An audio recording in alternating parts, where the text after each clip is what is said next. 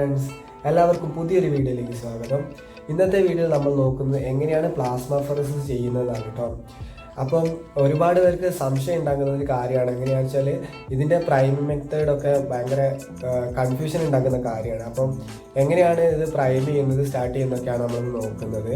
അതുപോലെ കൂടുതലായിട്ട് നമ്മൾ CLD പേഷ്യൻറ്റിനും ലിവർ ട്രാൻസ്പ്ലാന്റ് പേഷ്യൻസിനൊക്കെയാണ് നമ്മൾ കൂടുതലായിട്ടും ഈ പ്ലാസ്മഫെറസിസ് ചെയ്യുന്നത് കേട്ടോ. അപ്പം ഇന്നത്തെ വീഡിയോ നമ്മൾ എങ്ങനെയാണ് പ്രൈം ചെയ്യുന്നത്, സ്റ്റാർട്ട് ചെയ്യുന്നതൊക്കെയാണ് നോക്കാൻ പോകുന്നത്. അപ്പം എൻ്റെ വീഡിയോ നിങ്ങൾ ആദ്യമായിട്ടാണ് കാണുന്നുണ്ടെങ്കിൽ തീർച്ചയായും കയറി സബ്സ്ക്രൈബ് ചെയ്യുക. അതുപോലെ നിങ്ങളുടെ ഫ്രണ്ട്സിനൊക്കെ ഷെയർ ചെയ്ത് കൊടുക്കുക കേട്ടോ.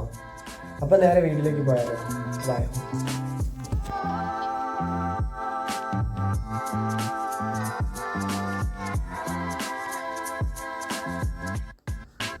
നമുക്ക് ഈ പ്ലാസ്മഫെറസിസ് ചെയ്യാൻ വേണ്ടിയിട്ട് ഒരു ഡയാലിസിസ് മെഷീൻ ആവശ്യമാണ്. അതുപോലെ തന്നെ നമുക്കൊരു P2 എന്ന് പറഞ്ഞ ഡയാലൈസറാണ് ഇതിനു വേണ്ടി ഉപയോഗിക്കുന്നത്.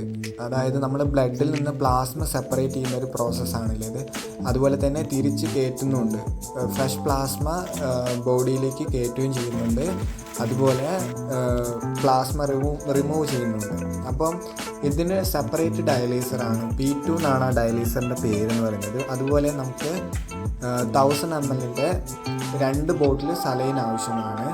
പിന്നെ 2 IV സെറ്റ് ആവശ്യമാണ് കേട്ടോ.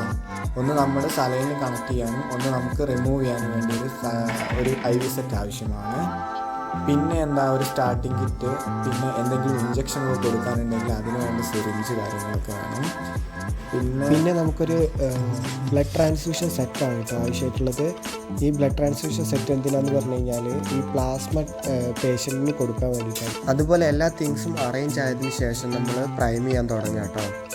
അപ്പം പ്രൈം ചെയ്യുമ്പോൾ നമ്മൾ ശ്രദ്ധിക്കേണ്ട ഒരു കാര്യം എന്ന് പറയുന്നത് ഇതിൻ്റെ പമ്പ് സ്പീഡ് എന്ന് പറയുന്നത് 150 ml/minute അതായത് ഇതിൻ്റെ ഡയാലൈസർ ഡിഫറെൻ്റ് തന്നെയാണ് കേട്ടോ. അപ്പം നമ്മുടെ 200 മേലേക്കാണ് പമ്പ് സ്പീഡ് എന്നുണ്ടെങ്കിൽ മേ ബി ഇത് റപ്ചർ ആവാനൊക്കെ സാധ്യതയുണ്ട്. അതായത് നമ്മൾ പ്ലാസ്മ റിമൂവ് ചെയ്യാനൊക്കെ ബുദ്ധിമുട്ട് വരാൻ ചാൻസ് ഉണ്ട്. അതുകൊണ്ട് പമ്പ് സ്പീഡ് എപ്പോഴും 150 ml/minute കീപ്പ് ചെയ്യാൻ പാടുള്ളൂ.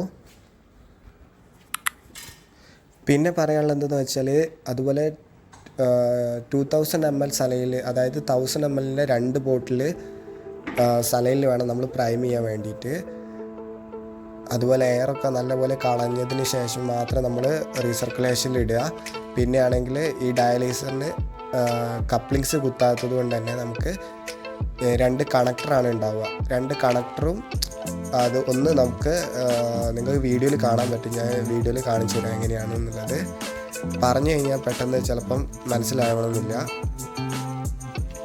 നമ്മളെങ്ങനെയാണോ നോർമൽ ഡയാലിസിസിൽ എങ്ങനെയാണോ പ്രൈം ചെയ്യുന്നത് അതുപോലെ തന്നെ പ്രൈമൊക്കെ ചെയ്യുക കേട്ടോ. പക്ഷേങ്കിൽ പമ്പ് സ്പീഡ് മാത്രം ഒന്ന് ശ്രദ്ധിച്ചാൽ മതി. പിന്നെ ആണെങ്കിൽ എയറൊക്കെ ടാപ്പ് ചെയ്ത് കളയുക കേട്ടോ. നല്ലപോലെ എയറൊക്കെ ഒഴിവാക്കുക. പിന്നെ എന്താണെന്ന് പറഞ്ഞു കഴിഞ്ഞാൽ ഹെപ്പാരിൻ്റെ കേസാണ് കേട്ടോ. അധിക CLD പേഷ്യൻസിനും പ്ലേറ്റ്ലെറ്റ് കുറവായിരിക്കും. അതുപോലെ ഓരോ ഹോസ്പിറ്റലിലും അവരുടെ ഹെപ്പാരിൻ പ്രോട്ടോക്കോൾ വ്യത്യാസമായിരിക്കും കേട്ടോ. ആൻറ്റികോയാഗുലൻ്റ് പ്രോട്ടോക്കോൾ വ്യത്യാസമായിരിക്കും.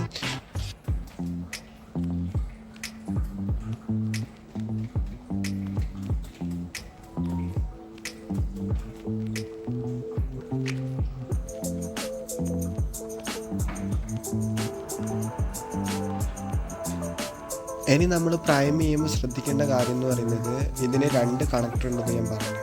അതുപോലെ ഒരു കണക്ടറിൻ്റെ അകത്തൂടെയാണ് നമ്മൾ എന്ത് ചെയ്യുന്നത്, ഈ പ്ലാസ്മ റിമൂവ് ചെയ്യുന്നത്. അപ്പോൾ ഈ പ്ലാസ്മ റിമൂവ് ചെയ്യുന്ന ഭാഗത്തുകൂടി നമ്മൾ എയർ കളയണം, സലൈൻ വെച്ചിട്ട് എയർ കളയണം നല്ലപോലെ. അപ്പം നമ്മൾ വീനസ് ലൈന് ക്ലാമ്പ് ഇടുമ്പം ഈ സലൈൻ്റെ ലൈന്, അതായത് പ്ലാസ്മ റിമൂവ് ചെയ്യുന്ന സലൈൻ്റെ IV സെറ്റിൻ്റെ ലൈന് ക്ലാമ്പ് ഓൺ ആക്കണം. അങ്ങനെ ഒരു 3 times അങ്ങനെ മാറി മാറി ക്ലാമ്പ് ഓണാക്കി ഇതാക്കണം കേട്ടോ.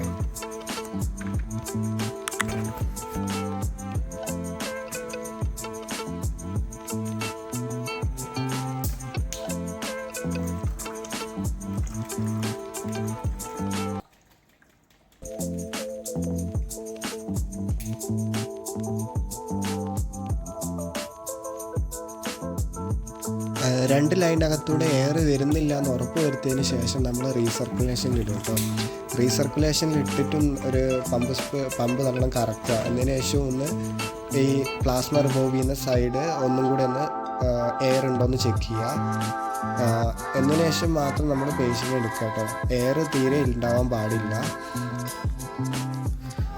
അതിനും കൂടെ വേണ്ടിയിട്ടാണ് നമ്മൾ 2000 ml സലൈനിൽ പ്രൈം ചെയ്യുന്നത് കേട്ടോ.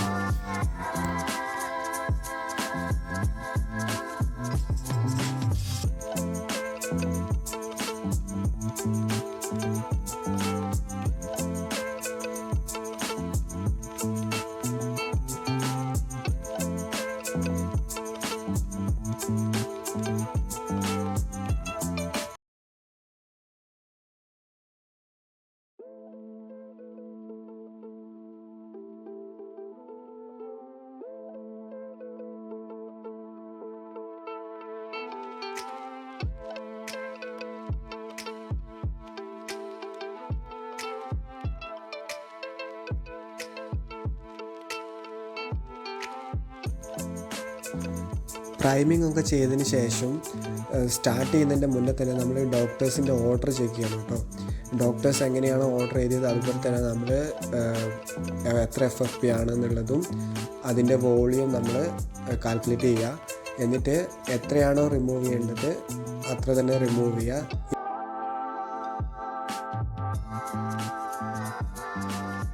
അതുപോലെ പ്രധാനമായിട്ടും ശ്രദ്ധിക്കേണ്ട ഒരു കാര്യം എന്താ അറിയോ, നമുക്ക് പേഷ്യൻറ്റിന് കൊടുക്കാനുള്ള പ്ലാസ്മ ക്രോസ് ചെക്ക് ചെയ്തതാണ് എല്ലാം നമ്മൾ ചെക്ക് ചെയ്യണം. അതായത് ബ്ലഡ് ബാങ്കിൽ നിന്ന് കൊടുത്ത പ്ലാസ്മ ഡോക്ടറെ കൊണ്ട് ക്രോസ് ചെക്ക് ചെയ്യിപ്പിക്കുകയും നമ്മളും ക്രോസ് ചെക്ക് ചെയ്തതിന് ശേഷം മാത്രമേ പേഷ്യൻറ്റിന് കൊടുക്കാൻ പാടുള്ളൂ. അതുപോലെ ബാഗ് നമ്പറും ഡീറ്റെയിൽസും പിന്നെ പോസ്റ്റ് ട്രാൻസ്ഫ്യൂഷൻ ഫോമും എല്ലാം നമ്മൾ ക്ലിയർ ചെയ്യണം. എന്തെങ്കിലും പേഷ്യൻറ്റിന് ഇൻ ബിറ്റ്വീൻ എന്തെങ്കിലും റിയാക്ഷൻസ് എന്തെങ്കിലും ഉണ്ടെങ്കിൽ നമ്മൾ പോസ്റ്റ് ട്രാൻസ്ഫ്യൂഷൻ ഫോമിൽ നമ്മളത് മെൻഷൻ ചെയ്യുകയും വേണം കേട്ടോ. പിന്നെ പ്ലാസ്മഫെറസിസ് ചെയ്യുമ്പം നോക്കേണ്ട കാര്യം എന്ന് പറയുന്നത് പേഷ്യൻറ്റിൻ്റെ വൈറ്റൽസ് എപ്പോഴും സ്റ്റേബിൾ ആക്കിയിട്ട് വേണം നമ്മൾ റിമൂവ് ചെയ്യാൻ വേണ്ടിയിട്ട് കേട്ടോ. അല്ലെങ്കിൽ പെട്ടെന്ന് സഡൻലി പേഷ്യൻറ്റിന് ടയർഡ്നെസ്സൊക്കെ ആവാൻ സാധ്യതയുണ്ട്. അതുപോലെ BP കുറയാൻ ചാൻസ് ഉണ്ട്. മെയിനായിട്ടും BP every 10 minutes or 15 minutes വെയിൽ ചെക്ക്. ഓക്കെ, പെട്ടെന്ന് തന്നെ BP കുറയാനൊക്കെ ചാൻസ് ഉള്ളതുകൊണ്ട് തന്നെ നമ്മൾ മോണിറ്ററിൽ 15 മിനിറ്റൊക്കെ സെറ്റാക്കി വെക്കുക. അല്ലെങ്കിൽ നമുക്ക് ½ an hour ഒക്കെ ആണെങ്കിൽ പെട്ടെന്ന് മനസ്സിലാവില്ല ഇത് റിമൂവ് ചെയ്യുമ്പം BP കുറഞ്ഞാൽ.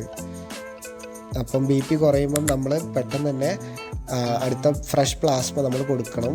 ഒരു 1 bag 2 bag ഒക്കെ കൊടുക്കുമ്പോൾ തന്നെ പേഷ്യൻറ്റ് പിന്നെ നോർമൽ BPയിലോട്ട് സെറ്റാവും. അപ്പോൾ നമ്മൾ ഈ വീഡിയോയിൽ നോക്കിയത് എങ്ങനെയാണ് പ്ലാസ്മഫെറസിസ് ചെയ്യുന്നത്, പ്രൈം ചെയ്യുന്നതൊക്കെയാണ് കേട്ടോ. നിങ്ങൾക്ക് എന്തെങ്കിലും ഡൗട്ടോ കാര്യങ്ങളൊക്കെ ഉണ്ടെങ്കിൽ നിങ്ങൾ കമൻറ്റ് ബോക്സിൽ ചോദിക്കുക കേട്ടോ. എന്നെക്കൊണ്ടാവും പോലെ ഞാൻ ഈ വീഡിയോയിൽ കവർ ചെയ്തിട്ടുണ്ട് കുറേ കാര്യങ്ങളൊക്കെ. അപ്പോൾ അടുത്ത വീഡിയോയിൽ കാണുന്നവരെ